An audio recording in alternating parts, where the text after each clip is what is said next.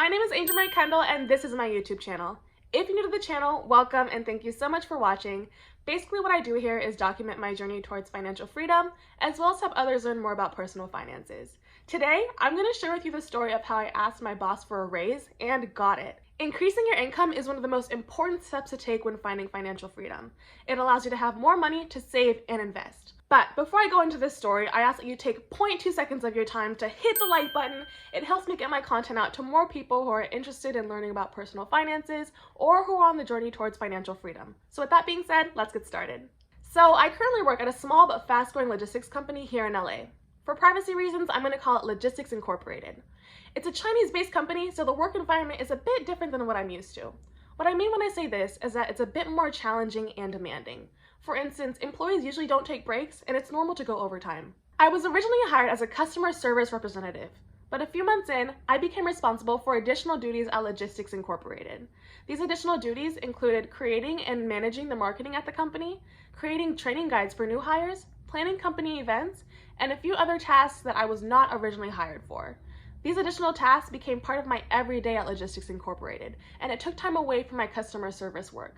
Here's where asking for a raise came in. The first step that I took was comparing the original job description for customer service representative to what I was actually doing at the company. And upon comparison, it was clear that I was doing way more than I was hired for. So what I did is research the jobs in the surrounding area for the additional duties that I was doing. For example, I looked up the wage for a social media manager in the Los Angeles area, and unsurprisingly, the wages were way more. I wear many hats at this company, and it's rewarding to know the company has so much trust in me to handle it all. However, I was not going to continue accepting customer service pay for the additional duties that I was doing at Logistics Incorporated. It was unfair to me, so I prepared myself to ask my boss for a raise. Now, this story has three main characters: the CEO, Bob, the president, Kelly, and myself. The names have been changed for privacy reasons. One day, Bob calls me into his office for a meeting. During the meeting, he tells me he wants me to handle the company's out-of-state business. Again, another duty I was not originally hired for. So I asked him if now would be a good time to discuss my salary. He tells me he has to talk to the president, Kelly, and get back to me. A week later, I get a message from Bob that states I have a meeting with him and Kelly to discuss my salary. Here's where things got really interesting. A day before the meeting, I get a message from Kelly. She tells me the story of a former employee who was hardworking, took on extra tasks, and most importantly, did not ask for a raise for the 2 years that she was there. She said that this employee was very humble, and that employees should never ask for a raise when doing additional tasks that help the company, because it's part of your job. First of all, imagine working for a company for 2 years and they never increase your salary. I was not gonna let this be me. In fact, our stories didn't even compare. So the next day we had the meeting.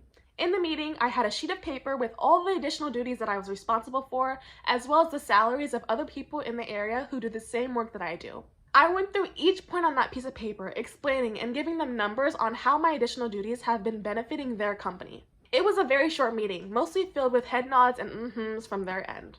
They tell me they'll take a look and they'll get back with me within the week. I didn't end up hearing back about this situation until 2 weeks later.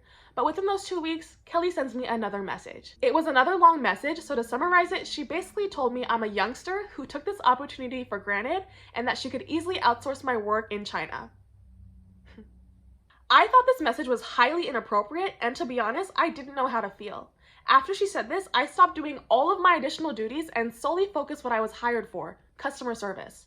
After those 2 weeks were over, we finally had another meeting to negotiate a salary that made both sides happy.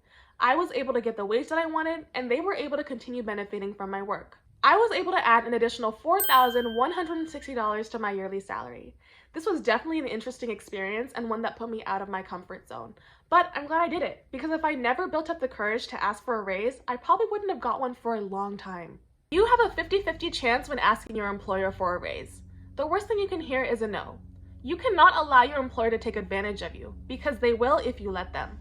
There's a big difference when helping the company with a few extra tasks than having multiple roles at the company. If a job is making you take on more roles than what you were originally hired for, they should be paying you for these roles as you move forward with the company.